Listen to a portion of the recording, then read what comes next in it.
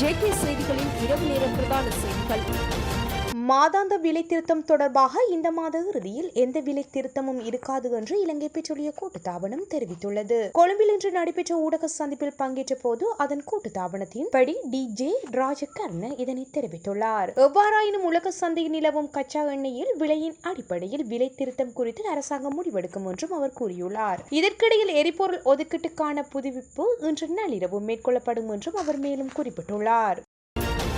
ஈரானின் புரட்சிகர காவல்படை கடற்படை ஹோர்முஸ் நீரின் வழியாக செல்ல முயன்ற 3 வெவ்வேறு நாடுகளுக்கு சேர்ந்த கப்பல்களை இன்று காலை திருப்பி அனுப்பியதாக தெரிவித்துள்ளது. அமெரிக்க ஜனாதிபதி டொனால்டு டிரம்ப் ஹோர்முஸ் நீரினை திறந்துள்ளது என்றும் ஈரான் பேச்சுவார்த்தையின் ஒரு பகுதியாக 10 எண்ணெய் கப்பல்கள் வெற்றிகரமாக கடந்து சென்றதாகவும் கூறியிருந்தது. எனினும் அவரின் அந்த கூற்றுக்களை மறுத்துள்ள ஈரான் தரப்பு அவை அனைத்தும் பொய்யான அறிக்கைகள் என்று தெரிவித்துள்ளன.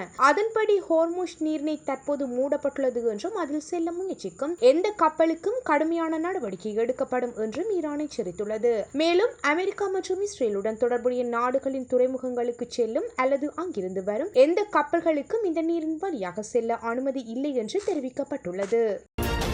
பேருந்துகளில் திருத்தப்பட்ட கட்டணங்களை பொதுமக்களுக்கு காண்பிப்பது கட்டாயம் என்று அறிவிக்கப்பட்டுள்ளது. இந்த விடயத்தை மேல் மாகாண வீதி பயணிகள் போக்குவரத்து அதிகார சபை தெரிவித்துள்ளது. அனுமதி பத்திர நிபந்தனைகளின் கீழ் இது கண்டிப்பாக செய்யப்பட வேண்டும் என்றும் அந்த அதிகார சபை குறிப்பிட்டுள்ளது. இவ்வாறு கட்டண பட்டியல்களை காட்சிப்படுத்தாத பேருந்துகளின் அனுமதி பத்திரங்கள் ரத்து செய்யப்படும் அல்லது அபராதம் விதிக்கப்படும் என்று எச்சரிக்கை விடுவிக்கப்பட்டுள்ளது. இந்தியா மற்றும் இலங்கைக்கு இடையிலான விமான சேவைகளை மேலும் விரிவுபடுத்தும் வகையில் இந்தியாவின் முன்னணி விமான நிறுவனமான இண்டிகோ புதிய நேரடி விமான சேவையை அறிவித்துள்ளது. இந்த புதிய சேவை டெல்லி மற்றும் கொழும்பு நகரங்களுக்கு இடையில் நேரடியாக இயக்கப்படும் என்றும் இந்த விமான சேவை 2026 மார்ச் 29 முதல் தொடங்கப்பட உள்ளது. வாரத்துக்கு 6 நாட்கள் இந்த சேவை இயக்கப்படும் என்றும் இதற்காக ஏர்பஸ் 320 வகை விமானங்கள் பயன்படுத்தப்பட உள்ளன என்றும் தெரிவிக்கப்பட்டுள்ளது. இந்தியா மற்றும் இலங்கை ஆகிய நாடுகள் வரலாற்று கலாச்சாரம் மற்றும் பொருளாதார ரீதியாக நெருக்கமான உறவை பகிர்ந்து வருகின்றன.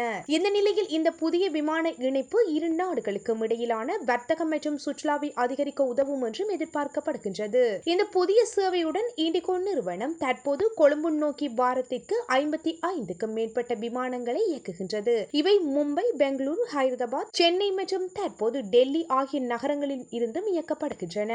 மேலும் சென்னை மற்றும் திருச்சிராப்பள்ளி நகரங்களில் இருந்து ஜாழ்ப்பாணம் நோக்கி வாரத்திற்கு 10 விமான சேவைகளையும் இண்டிகோ இயக்குகின்றது.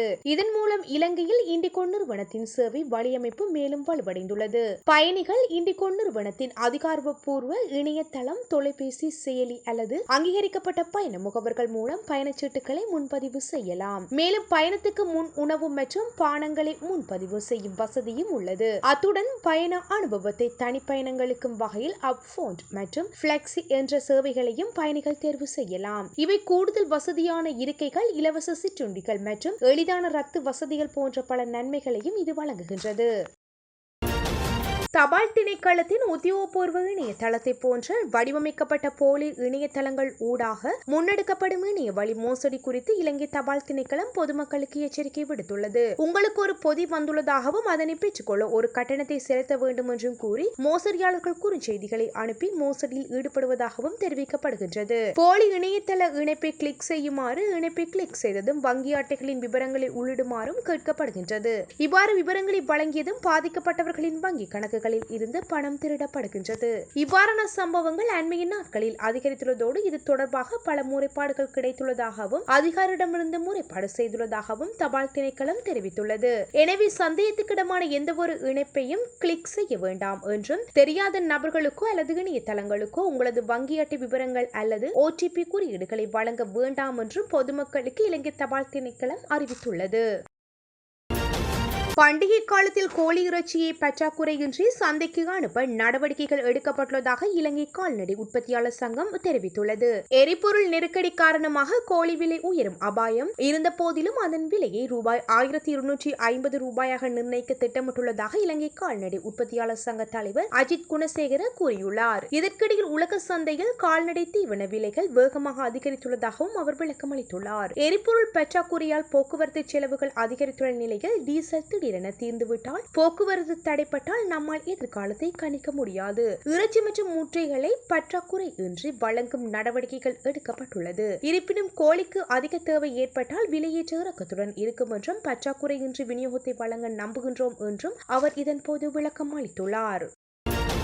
புதுவருட பண்டிகை காலத்தை முன்னிட்டு பொதுமக்களின் பாதுகாப்பை உறுதிப்படுத்தும் வகையில் நாடளாவிய ரீதியில் விசேட பாதுகாப்பு மற்றும் போக்குவரத்து திட்டங்கள் நடைமுறைப்படுத்தப்பட்டுள்ளதாக போக்குவரத்து மற்றும் வீதி பாதுகாப்புக்கு பொறுப்பான பிரதி போலீஸ் மா அதிபர் WPJ சேனதீர தெரிவித்துள்ளார். குறித்த நடவடிக்கை ஏப்ரல் 1 முதல் செயல்படுத்தப்பட உள்ளது. அதன்படி பண்டிகை காலங்களில் போக்குவரத்து அதிகாரிகள் மற்றும் பாதுகாப்பு அதிகாரிகள் அதிக எண்ணிக்கையில் சேவையில் ஈடுபட வருவார்கள் என்றும் தெரிவித்துள்ளனர். கொழும்பு உள்ளிட்ட முக்கிய நகரங்களில் உள்ள தொடருந்து நிலையங்கள் மற்றும் பிரதான பேருந்து நிலையங்களிலும் போக்குவரத்து கட்டுப்பாட்டு திட்டங்கள் பாதுகாப்பு நடவடிக்கைகளுக்கு செயற்படுத்தப்படும் என்றும் அவர் கூறியுள்ளார். இந்த சிறப்பு நடவடிக்கை ஏப்ரல் 1 முதல் செயற்படுத்தப்பட்டு பண்டிகை காலம் முடிந்து மக்கள் தங்கள் கிராமங்களில் இருந்து நகரங்களுக்கு திரும்பும் வரை செயற்படுத்தப்படும் என்று பிரதி போலீஸ் மா அதிபர் மேலும் தெரிவித்துள்ளார். ஜேமனில் இருந்து இஸ்ரேலை நோக்கி ஏவப்பட்ட ஏவுகணையை கண்டறிந்துள்ளதாக இஸ்ரேலிய ராணுவம் சனிக்கிழமை அதிகாலை தெரிவித்துள்ளது. 4 வாரங்களுக்கு முன்பு ஈரானுடனான அமெரிக்கா இஸ்ரேலிய போர் தொடங்கியதில் இருந்து ஜெர்மனியில் இருந்து ஏவப்பட்ட ஏவுகணைகளை இஸ்ரேலிய அதிகாரிகள் அடையாளம் காண்பது இதுவே முதல் முறை என்றும் தெரிவிக்கப்பட்டுள்ளது. அமெரிக்காவும் இஸ்ரேலும் தங்கள் தாக்குதலை தீவிரப்படுத்தினால் ஈரானுக்கு ஆதரவாக போரில் சேர தயாராக இருப்பதாக ஈரான் ஆதரவு பெற்ற ஜெர்மனியின் ஹவுதி கிளர்ச்சியாளர்கள் அறிவித்திருந்ததன் பின்னணியில் இந்த ஏவப்பட்டுள்ளது. இதேவேளை ஹவுதி கிளர்ச்சியாளர்கள் அமெரிக்கா மற்றும் இஸ்ரேலை எதிர்த்து நடைபெறும் போரில் இணைவதற்கு தயாராக உள்ளதாக ஈரானும் அண்மையில் அறிவித்திருந்தது. காசாவில் இஸ்ரேலில் நடத்திய தாக்குதலுக்கு பதிலளிக்கும் வகையில் 2023 அக்டோபர் முதல் செங்கடலில் இந்த கிளர்ச்சி குழு தாக்குதலை நடத்தி வருகின்றது. அதன்போது குறித்த இயக்கம் இஸ்ரேல் தொடர்புடைய நூற்றுக்கணக்கான இலக்குகளை நோக்கி தாக்குதலை மேற்கொண்டுள்ளமை குறிப்பிடத்தக்கது. அமெரிக்க கடற்படையின் மிகப்பெரிய மற்றும் திறன் வாய்ந்த விமானம் தாங்கி கப்பல்களில் ஒன்றான USS Croft H.W. புஷ் விரைவில் மத்திய கிழக்கு பிராந்திய நிலைநிறுத்தப்பட உள்ளதாக தகவல்கள் வெளியாகியுள்ளது. இந்த கப்பல் ஒரே நேரத்தில் 80க்கும் மேற்பட்ட போர் விமானங்களை ஏற்றிச் செல்லக்கூடிய மிதக்கும் விமான தளம் என்றும் கருதப்படுகின்றது. இதன் மூலம் வான்வழி தாக்குதல் கண்காணிப்பு மற்றும் பாதுகாப்பு நடவடிக்கைகளை விரிவாக மேற்கொள்ள முடியும் என்றும் இதன் போது குறிப்பிடப்படுகின்றது. அமெரிக்க மத்திய கட்டளையின் கட்டுப்பாட்டு பகுதியில் குறிப்பாக மத்திய கிழக்கில் நடைபெறும் நடவடிக்கைகளில் இந்த கப்பல் இணைக்கப்படலாம் என்றும் அமெரிக்க அதிகாரிகள் தெரிவித்துள்ளனர். இந்த கப்பலும் அதன் தாக்குதல் குழுவும் சமீபத்திய கப்பலை நிலைநிறுத்துவதற்கு முன் பயிற்சிகளை வெற்றிகரமாக முடித்துள்ளதாகவும் செய்திகள் வழங்கப்பட்டுள்ளது. இதற்கிடையில் அமெரிக்க கடற்படையின் ஏவுகணை தகர்ப்பு கப்பலான USS டொனால்ட் குக் மற்றும் USS மோஷன் ஆகிய இந்த வாரமே அமெரிக்காவை விட்டு புறப்பட்டு ஈரானுக்கு எதிரான நடவடிக்கைகளில் சேர்வதாகவும் பயணமாகியுள்ளன. மேலும் USS ரோஸ் என்ற மற்றொரு ஏவுகணை அழிப்பு கப்பலும் அமெரிக்காவில் இருந்து புறப்பட்டுள்ளதாகவும் தெரிவிக்கப்பட்டுள்ளது. ஆனால் அது எந்த இடத்துக்கு செல்கின்றது என்பது இதுவரை வெளிப்படுத்தப்படவில்லை. இந்த நடவடிக்கைகள் மத்திய கிழக்கில் அமெரிக்காவின் ராணுவ இருப்பை வலுப்படுத்தும் முயற்சியாகவும் பார்க்கப்படுகின்றது. குறிப்பாக ஈரான் தொடர்பான பதற்றம் அதிகரிக்கும் நிலையில் இந்த படையணி நகர்வு முக்கியத்துவம் வாய்ந்ததாகவும் இதன் போது குறிப்பிடப்பட்டுள்ளது.